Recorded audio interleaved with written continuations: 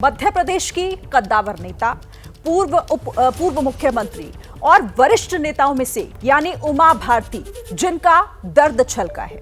दरअसल जन आशीर्वाद यात्रा में न्योता नहीं मिला उन्हें। उमा भारती ने ज्योतिरादित्य सिंधिया पर भी इस दौरान तंज किया। सिंधिया ने सरकार बनवाई तो मैंने भी बनवाई है, डर है सरकार बनने के बाद मुझे पूछेंगे या नहीं। तो मध्य प्रदेश की कद्दावर नेता और पूर्व मुख्यमंत्री उमा भारती नाराज भी है और साथ ही उन्होंने कई बातों पर ऐतराज भी जताया। उमा भारती ने ज्योतिरादित्य सिंधिया पर तंज भी किया।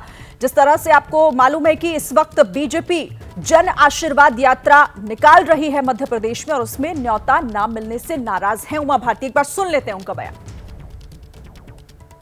पूरे प्रदेश की भाजपा चिरौड़ियां कहीं नहीं मेरी मनोतियां आ जाइए जल्दी। जब 28 रुपए पर चुनाव हुए तो हम 22 पे जीते और मैंने कस के चुनाव प्रचारित किया। और जब आशीर्वाद यात्रा निकली मुझे फिर भी बुलाया क्योंकि उनको लगता है कि आपको हम सरकार बना लेंगे। हाँ, चुनाव प्रचार में बुलाएंगे और मैं चली भी जाऊंगी। मैं भाजपा का ही प्रचार करूंगी, मैं भाजपा के लिए वोट मांगूंगी। लेकिन मेरे मन में ये सवाल जरूर आता है कि ज्योतिरादित्य सिंधिया ने आपकी सरकार बनाई तो मैंने भी तो एक पूरी सरकार बना करके दी थी और ज्योतिरादित्य सिंधिया मुझे बहुत प्रिय है। मुझे नहीं जाना था, कम से कम निमंत्रण देने की औपचारिकता पूरी करनी चाहिए। तो निमंत्रण नहीं मिला, कम से कम औपचारिकता ही पूरी कर लेनी चाहिए थी। उमा भारती को आपने सुना और इस पर बात करने के लिए विस्तार से इस वक्त खुद हमारे साथ उमा भारती जी जुड़ गई हैं। लाइव आप देख रहे हैं। बहुत स्वागत है उमा भारती जी आपका एबीपी न्यूज पर। और शुरुआत में पहले सवाल की उसी से करूंगी जो अभी आपने अपने हालिया बयान में भी कहा कि मुझे न्योता नहीं मिला, कम से कम औपचारिकता ही पूरी कर देते। आप तो वरिष्ठ और कद्दावर नेता रही हैं, पूर्व मुख्यमंत्री रही हैं। आपने हर मौकों पर, हर मंच पर मध्य प्रदेश और खासतौर से बीजेपी की बात कही है। बीजेपी के बड़े नेताओं के तौर पर आपकी पहचान रही है। फिर ये निमंत्रण ना मिलना, क्या इसके पीछे की वजह? पहले तो मैं आपके सवाल में आपने एक लाइन बोली थी जिस पे मैं आपत्ति करूंगी। मुझे कोई दर्द नहीं छलका, मैंने उनके दर्द की नस दबा दी है। उस दर्द तो दूसरों को हो रहा होगा, क्योंकि मैं कोई मेरी प्रसन्नता जो है ना वो नेताओं के निमंत्रण से नहीं निकलती। मेरी प्रसन्नता तो गरीब आदमी के चेहरे पे जब खुशी की चमक आ जाती है तब निकलती है। अब ज्योतिरादित्य पे भी मैंने कोई तंज नहीं कसा है। मैंने तो ये कहा है, मेरा तो उनसे बहुत स्नेह और मेरा बहुत आशीर्वाद है, उनका भविष्य बहुत उज्ज्वल है। मैंने ये कहा है कि वो तो 22 सीटें लेके आए, मैं तो 173 सीटें लेके आ गई थी। तो इसलिए ऐसी स्थिति में ज्योतिरादित्य जी का सम्मान रखते हैं तो मेरे बारे में भी याददाश्त कमजोर नहीं पड़नी चाहिए। देखिए, मैं पूरी बात जानबूझ के बोली। मैं जहाँ बोली उस स्थान में मैं बहुत उसका सम्मान करती हूँ, वहाँ से मेरी बात का मुझे परिणाम मिलता है। और जब मैंने शराबबंदी शुरू की थी तब भी मैं वहीं से शुरू की थी। मैं इसलिए बोली हूँ कि पूरे देश की राजनीति में उपभोक्तावाद की संस्कृति आ गई है। उपयोग करो तो याद आएगी और जब उपयोग खत्म हो जाएगा तो याद नहीं आएगी। बाबूलाल मरांडी को बहुत दिनों तक झारखंड में बाहर रखा गया, अब जब सब तरफ से पस्त हो गए तो फिर उनकी शरणागत में चले गए। तो इसलिए मैंने सोचा कि क्यों ना मैं याद दिला दूं कि उपभोक्तावाद की संस्कृति का ये विषाणु भाजपा में नहीं पनप सकता। इसको हम जड़ से उखाड़ करके फेंकेंगे। हर एक का एक महत्व होता है, उसका सम्मान होता है। मुझे नहीं जाना था यात्राओं में, कौन जाता है इतनी दूर ऐसी गर्मी में। मैं तो यहीं भोपाल में रहती हूँ, लोगों से मिल लेती, लेकिन मुँह से तो बोल देते। भाजपा और क्या बोलते हैं केंद्र और भोपाल के नेता आते रहते हैं, मेरे पास बैठे रहते हैं, तो मुझे कह देते कि दीदी आप आ जाना। और लग रहा था कि मेरे आने से उनका डाइस प्लान बिगड़ता है, तो कह देते दीदी निमंत्रण देंगे आना मत, तो मैं वो भी मान जाती। मैं तो पूरी तरह से कोऑपरेट करती हूँ उनके साथ में। ये मैं बोली, दर्द वर्द नहीं छलका, उल्टा मैंने दर्द की उनकी नस दबा दी है। जी बताइए। उमा भारती जी, यही प्रखर अंदाज आपका कई बार हमने इससे पहले भी देखा है। आपने कहा कि मतलब आपकी बातों से भी यही लग रहा है और जो कुछ ये प्रकरण है उसके पीछे की वजह आखिर क्या है वो तो बाद में सामने आएगी, लेकिन आखिर ऐसा क्यों? उमा भारती को ना पूछना, जन आशीर्वाद यात्रा एक बड़ा कार्यक्रम बीजेपी का, उसमें आपको शामिल ना करना, आपकी बात हुई है क्या नेताओं से, बीजेपी के वरिष्ठतम नेताओं से, उनसे, आलाकमान से कोई बातचीत इस बारे में आपकी हुई हो?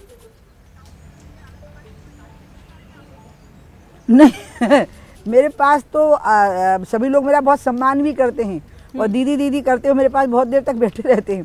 उनको क्यों ध्यान में नहीं रहा, ये आपको उनसे पूछना है, मुझसे नहीं पूछना। मैं अपना बता देती हूँ कि मेरे जीवन के कुछ लक्ष्य तय हैं।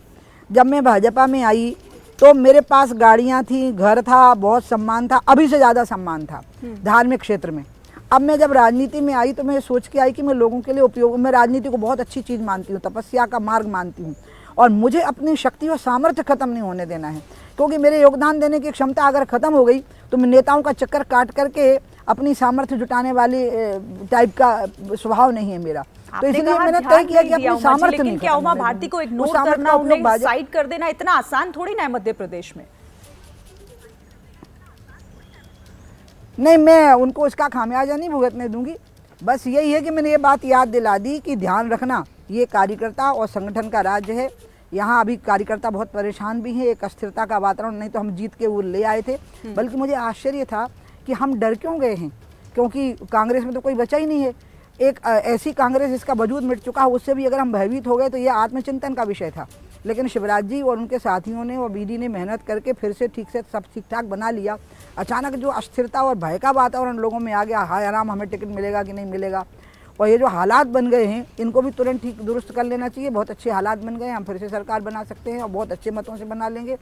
मैंने तो इशारा इसलिए दे दिया कि ये उपभोक्तावाद की जो संस्कृति है ना, कि ज़रूरत पड़ेगी तो याद करेंगे और फिर हम कोमा में चले जाएंगे। मतलब हम नहीं, वो हमारे बारे में कोमा में चले जाएंगे, ये नहीं होगा। हम एक झटका जी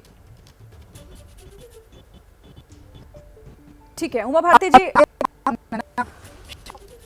आपकी आवाज ब्रेक हो रही है, आपकी आवाज ब्रेक हो रही है। मैं आपसे अब ये सवाल पूछूंगी आगे अगर ये ठीक होती है दिक्कत, क्योंकि कुछ तकनीकी दिक्कत है। लेकिन उमा भारती को आपने सुना, वो कह रही हैं कि आखिर इसके पीछे की वजह क्या है, मैं ये जरूर पूछूंगी। अच्छा, हमारे साथ फिर से जुड़ गई उमा भारती जी।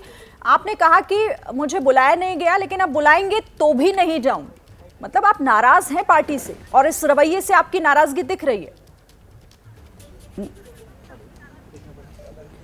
अब बुलाया गया, क्योंकि अब मेरे कहने पे बुलाया गया तो अब अच्छा नहीं लगता है। मतलब ये तो अच्छी बात नहीं ना कि हमने कहा तो आपने हमें बुला लिया, तो वो ठीक नहीं लगेगा।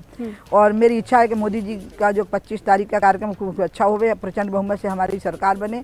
तो इसलिए नहीं, मैं चुनाव प्रचार में भाग लूंगी, लेकिन शिवराज जी कहेंगे तब मैं जरूर, मैं उनका बहुत सम्मान करती हूँ। मेरे और शिवराज जी के संबंध राजनीति से परे हैं, इसलिए मैं उनकी बात मान लूंगी। और जब भी मुझे कहेंगे अमुक सीट पे आ जाइए चुनाव प्रचार करने, तो मैं जरूर पहुंचूंगी। उसमें मैं कोई कमी नहीं रख, हमारी सरकार बनेगी, इसमें भी मैं अपनी तरफ से कोई कमी नहीं रखूंगी। ठीक है, यानी आप ये कह रही हैं कि मैं इस यात्रा का हिस्सा नहीं बनूंगी, लेकिन चुनाव प्रचार में जरूर आपकी भागीदारी और सक्रियता रहेगी उसमें। अरे बनूंगी कहाँ से, उन्हें बनाया ही नहीं है, और आगे अब कहाँ से बनाएंगे। इतनी बातें हो गई हमारी आपकी, पूरी दुनिया में चर्चित हो गया। कहाँ, मैं तो ये कह रही हूँ कि आगे वो कहेंगे तो मैं चुनाव प्रचार में काम आ जाऊंगी। लेकिन मुझे अभी जिस क्षेत्र पे काम करना है, लिकर के बाद में, शराबबंदी के बाद में, वो है शिक्षा और स्वास्थ्य की सेवाएं बहुत खराब हैं। यहाँ आईसीयू यूनिट में बर्न यूनिट में एसी नहीं होते, और नेता 5 स्टार होटलों से कम में रुक नहीं रहे हैं। आपको पता नहीं है, संस्कृति में अजीब सा उपभोक्तावाद और अजीब सी विकृति आ चुकी है। सड़कों पे गाय इतनी ज़्यादा मर रही हैं, सड़कों की व्यवस्थाएं ठीक नहीं है, 4 लेन की व्यवस्थाएं ठीक नहीं है, वहाँ फेंसिंग ठीक से नहीं की गई है, इतनी गौ हत्या हो रही है गलती से, हमारी अपनी नादानगी से। ये वो बातें हैं जो मुझे अभी उठानी, अपनी धार बनाए रखनी, अपनी शक्ति बनाए रखनी है। इसलिए मैंने तय किया है कि ना बाबा, अपन अंधेरे में आप हमको नहीं धकेल पाओगे।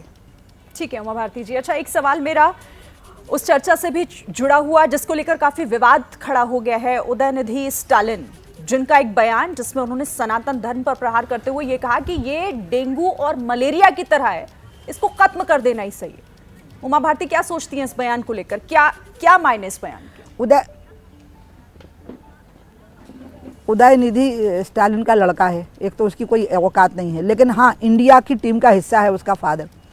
तो ऐसी स्थिति में अब इंडिया को फैसला करना है कि वो स्टालिन को अलग करेंगे या उदयनिधि के इस वक्तव्य के लिए पूरे देश से माफ़ी मांगेंगे। नहीं तो इंडिया का ही वजूद मिट जाएगा, नेस्तनाबूद हो जाएगा। और उत्तर देने की जरूरत इसलिए नहीं क्योंकि कल हमारे प्रवक्ता सुधांशु त्रिवेदी ने बहुत विद्वत्तापूर्ण उत्तर दे दिया, इसके बाद अब उत्तर देने की आवश्यकता नहीं है इसमें।